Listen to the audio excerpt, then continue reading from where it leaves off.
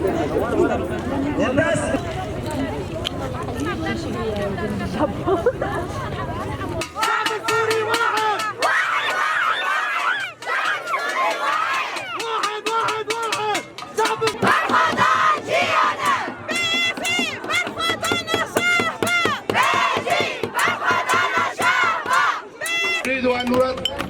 أن نوجه رسالة إلى الشعب السوري وإلى الدولة السورية.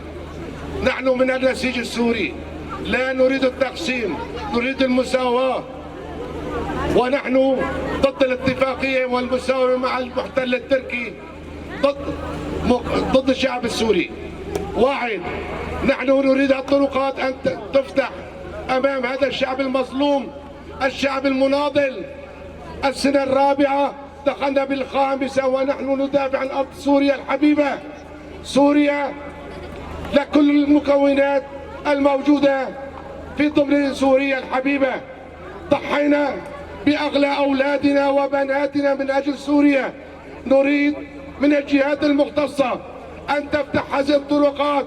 اليوم نحن في أزمة محروقات، أزمة إغاثة، أطفالنا تموت، حليب لا يوجد، مازوت لا يوجد، محاصر من كافة الجهات.